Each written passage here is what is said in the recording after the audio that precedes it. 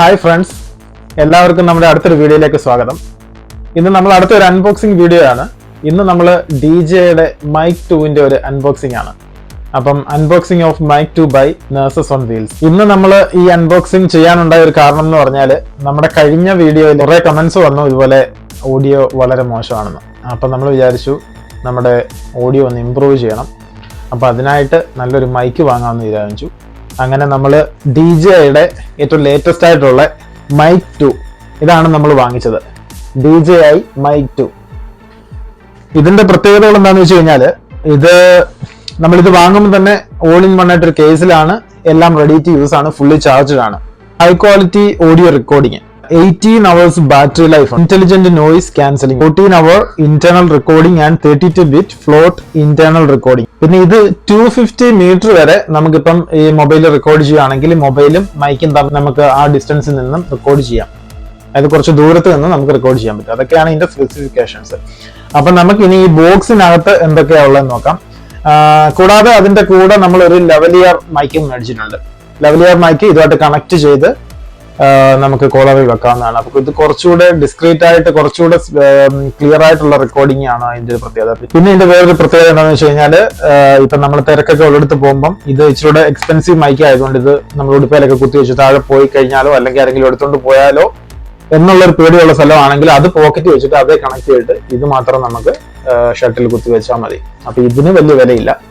അപ്പം അതുകൊണ്ട് എക്സ്പെൻസീവ് ആയിട്ടുള്ള സാധനം നമുക്ക് പോക്കറ്റിൽ വെച്ച് സൂക്ഷിക്കാം. അപ്പം നമുക്കിനി ബോക്സിനകത്ത് എന്തൊക്കെയാ ഉള്ളതെന്ന് നോക്കാം.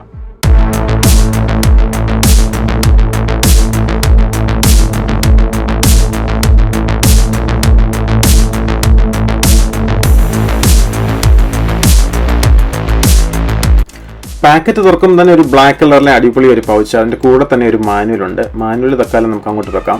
പൗച്ചിൽ എന്തൊക്കെയാണുള്ളതെന്ന് നമുക്ക് നോക്കാം. പൗച്ച് തുറക്കുമ്പോൾ തന്നെ ആദ്യം നമുക്കൊരു കേസ് ഇരിക്കുന്നതാണ്, അലുമിനിയം കേസ്. കാണാൻ അടിപൊളിയായിട്ടുള്ളൊരു കേസാണ്. തക്കാലം കേസ് നമുക്ക് അങ്ങോട്ട് വെക്കാം. പിന്നെ ഒരു പാക്കറ്റ്, ഇത് വിൻഡ് സ്ക്രീൻ ആണ്. വിൻഡ് സ്ക്രീൻ 2 ഉണ്ട്, 2 വിൻഡ് സ്ക്രീൻ ഉണ്ട്. പിന്നെ ഒരു USB-C കേബിളാണ്, ഇത് നമുക്ക് കേസ് ചാർജ് ചെയ്യാനുള്ളത്. പിന്നെ ഒരു TRS കേബിൾ, ഇത് ക്യാമറയൊക്കെ കണക്ട് ചെയ്യാനുള്ളത്. നമുക്കിനി കേസ് തുറന്നു നോക്കാം, കേസിനകത്ത് എന്തൊക്കെയാണുള്ളതെന്ന്. കേസിന് ഒരു ബട്ടൺ ഉണ്ട്, ആ ബട്ടൺ പ്രസ് ചെയ്യുമ്പോൾ മാത്രമാണ് അത് ഓപ്പൺ ആകുന്നത്. ബട്ടൺ പ്രസ് ചെയ്ത് ഓപ്പൺ ചെയ്യാം. ഓപ്പൺ ചെയ്ത് നോക്കുമ്പോൾ തന്നെ ഒരു റിസീവറും 2 ട്രാൻസ്മിറ്ററും ഇരിക്കുന്ന കാണാം. റിസീവറിന്റെ സ്ക്രീനിൽ നമുക്ക് ബാറ്ററി ലെവൽസ് കാണാം. അതായത് 2 ട്രാൻസ്മിറ്റേഴ്സിന്റെയും റിസീവറിന്റെയും ബാറ്ററി ലെവലാണ് അതിൽ കാണുന്നത്. നമുക്കപ്പോൾ ഇനി ഓരോന്നായിട്ട് പുറത്തെടുത്ത് നോക്കാം. ഇത് ട്രാൻസ്മിറ്റർ ആണ്. ട്രാൻസ്മിറ്റർ 1 DJI എന്നൊക്കെ എഴുതിയിട്ടുണ്ട്, അടിപൊളി ലുക്കാണ്. അതിൻ്റെ പുറകിൽ ഒരു മാഗ്നറ്റിക് ക്ലിപ്പൊക്കെ ഉണ്ട് നമുക്ക് ഷട്ടിൽ അറ്റാച്ച് ചെയ്യാനായിട്ട്. Second transmitter. പിന്നെ ഇതാണ് റിസീവർ. റിസീവറിന് ഒരു റൊട്ടേറ്ററി നോബ് ഉണ്ട് കൺട്രോൾ ചെയ്യാൻ. ഇത് ടച്ച് സ്ക്രീനാണ്, ടച്ച് സ്ക്രീനിലും കൺട്രോൾ ചെയ്യാം. പിന്നെ നമ്മൾ ആദ്യം തന്നെ ഇത് യൂസ് ചെയ്യുമ്പോൾ ഇതിൽ ലാംഗ്വേജും ടൈമൊക്കെ സെറ്റ് ചെയ്യണം. അത് റൊട്ടേറ്ററി നോബ് ഉപയോഗിച്ച് സെറ്റ് ചെയ്യാം. പിന്നെ ഉള്ളത് ഇത് USB-C അഡാപ്റ്ററാണ്, സ്മാർട്ട് ഫോൺസിനൊക്കെ കണക്ട് ചെയ്യാൻ വേണ്ടിയിട്ട്. പിന്നെ ഒരു ലൈറ്റ്നിങ് അഡാപ്റ്ററും ഉണ്ട്, ഐഫോൺസിന് ഒക്കെ കണക്ട് ചെയ്യാനുണ്ട്. അതിൽ ഐഫോണിലൊക്കെ വീഡിയോ എടുക്കുമ്പോൾ നമുക്ക് റിസീവർ കണക്ട് ചെയ്യാനായിട്ട്. ഈ ട്രാൻസ്മിറ്റർ ശരിക്കും നമുക്ക് ഫോണുമായിട്ട് 2 രീതിയിൽ കണക്ട് ചെയ്യാം. ബ്ലൂടൂത്ത് അല്ലെങ്കിൽ ഇതുപോലെ USB-C അല്ലെങ്കിൽ ലൈറ്റ്നിങ് അഡാപ്റ്റർ ഉപയോഗിച്ച് റിസീവർ ഫോണിൽ കണക്ട് ചെയ്തിട്ട് നമുക്ക് ട്രാൻസ്മിറ്റർ കണക്ട് ചെയ്യാം. ഇപ്പം നമുക്കൊന്ന് ഈ അഡാപ്റ്റർ ഉപയോഗിച്ച് കണക്ട് ചെയ്ത് നോക്കാം. റിസീവർ ഫോണിൽ കണക്ട് ചെയ്യാം. ഇതുപോലെ ചാർജിങ് പോർട്ടിൽ ഇങ്ങനെ കണക്ട് ചെയ്യാം.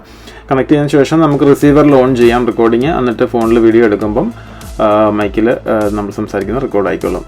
പിന്നെ ഇതാണ് നമ്മുടെ ചാർജിങ് കേബിൾ. USB-Cയുടെ പാർട്ട് നമ്മൾ കേസിൽ ഫിറ്റ് ചെയ്ത് ചാർജ് ചെയ്യാവുന്നതാണ്. ഇനി നമുക്കിത് ക്യാമറയായിട്ട് കണക്ട് ചെയ്യുന്നത് എങ്ങനെയാണെന്ന് നോക്കാം. റിസീവർ ക്യാമറയുടെ മണ്ടയ്ക്ക് ഇതുപോലെ ഫിറ്റ് ചെയ്യുക. അതിനുശേഷം നമുക്ക് തന്നിട്ടുള്ള TRS കേബിളാണിത്. TRS കേബിള് ഈ റിസീവറിൻ്റെ 2 കളർ കോഡിംഗ് ഉണ്ട്, അതായത് ഔട്ടും ഇന്നും ഉണ്ട്. അതിൽ റിസീവറിൻ്റെ ഔട്ടിൽ കണക്ട് ചെയ്തതിന് ശേഷം പിന്നെ നമ്മുടെ ക്യാമറയിൽ അതുപോലെ മൈക്രോഫോൺ കുത്താനുള്ള പോർട്ടുണ്ട്, അവിടെ കുത്തിയിട്ടാണ് ചെയ്യുന്നത്. ഇതാണ് വിൻഡ് സ്ക്രീൻ. വിൻഡ് സ്ക്രീൻ ഇങ്ങനെ നമ്മുടെ ട്രാൻസ്മിറ്ററിന് മേളിലൊരു ജാക്ക് ഉണ്ട്, അതിലിങ്ങനെ പ്രസ് ചെയ്തിട്ട് ക്ലിക്ക് ഒരു സൗണ്ട് കേൾക്കും. അങ്ങനെയാണ് അത് ഫിറ്റ് ചെയ്യുന്നത്. ട്രാൻസ്മിറ്റർ നമുക്ക് റിസീവർ ഇല്ലാതെ തന്നെ ബ്ലൂടൂത്ത് ഉപയോഗിച്ച് നമുക്ക് ഫോണുമായിട്ട് കണക്ട് ചെയ്യാൻ പറ്റും. ഇതിൻ്റെ റെക്കോർഡിംഗ് ബട്ടൺ അല്ലെങ്കിൽ ഈ കാണുന്ന പവർ ബട്ടൺ പിന്നെ ലിങ്ക് ബട്ടൺ ഒക്കെ യൂസ് ചെയ്തിട്ടാണ് നമ്മൾ ബ്ലൂടൂത്ത് മോഡിലോട്ട് മാറ്റി ബ്ലൂടൂത്ത് വഴി ഫോണുമായിട്ട് കണക്ട് ചെയ്യുന്നത്. ഇതിൻ്റെ പുറകിൽ ഈ മാഗ്നറ്റിക് ചിപ്പ് നമുക്ക് ഷർട്ടിൻ്റെ അല്ലെങ്കിൽ ടീഷർട്ടിൻ്റെ അകത്ത് വെച്ചിട്ട് ഇങ്ങനെ ഈസി ആയിട്ട് അറ്റാച്ച് ചെയ്യാവുന്നതാണ്. ഈ കാണുന്നതാണ് നമ്മുടെ റിസീവറിൻ്റെ ടച്ച് സ്ക്രീന്. ഇപ്പോൾ ഈ സ്ക്രീനിൽ നമുക്ക് കാണാം 2 ട്രാൻസ്മിറ്റർ കണക്റ്റഡ് ആണ്. ഇനി നമ്മൾ ഒരു ട്രാൻസ്മിറ്റർ മാത്രം യൂസ് ചെയ്യുന്നുണ്ടെങ്കിൽ നമുക്ക് മറ്റൊരു ട്രാൻസ്മിറ്റർ കേസിൽ വെച്ച് അടക്കുകയാണെങ്കിൽ ഒരു ട്രാൻസ്മിറ്റർ മാത്രമേ റിസീവറുമായിട്ട് കണക്ട് ആയിട്ടിരിക്കത്തുള്ളൂ. ഇപ്പോൾ കാണുന്നതാണ് ഒരു ട്രാൻസ്മിറ്റർ കണക്ട് ആയിട്ടുള്ള സ്ക്രീന്. അടുത്ത നമുക്ക് ലവലിയർ മൈക്രോഫോൺ ഒന്ന് ഓപ്പൺ ചെയ്ത് നോക്കാം.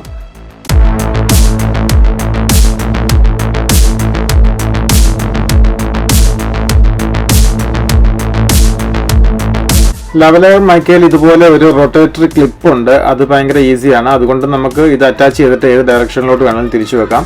ഇത് ട്രാൻസ്മിറ്ററുമായിട്ട് കണക്ട് ചെയ്യുന്നത് ഇങ്ങനെ ഇതിൻ്റെ മേലുള്ള ജാക്കിൽ ഇത് അറ്റാച്ച് ചെയ്യാവുന്നതാണ്. എന്നിട്ട് നമുക്കിത് ഷർട്ടിനകത്തൂടെയൊക്കെ എടുത്തിട്ട് ഇതുപോലെ കോളറിൽ ഈസി ആയിട്ട് അറ്റാച്ച് ചെയ്ത് വെക്കാം. ട്രാൻസ്മിറ്ററും എക്സ്ട്രാ വരുന്ന കേബിളും നമുക്കിതുപോലെ പോക്കറ്റിൽ വെക്കാം. അപ്പോൾ അത് അവിടെ സേഫായിട്ടിരുന്നോളും. എന്നിട്ട് മൈക്ക് ഇതുപോലെ കോളറിൽ അറ്റാച്ച് ചെയ്ത് കഴിഞ്ഞാൽ നല്ല കംഫർട്ടബിൾ ആയിട്ട് നമുക്ക് ഈസി ആയിട്ട് വ്ലോഗ് ചെയ്യാവുന്നതാണ്. അപ്പോൾ ഇനി വരുന്ന നമ്മുടെ എല്ലാ വീഡിയോസിനും നല്ല സൂപ്പർ സൗണ്ട് ക്ലാരിറ്റി തന്നെ എക്സ്പെക്ട് ചെയ്യാം.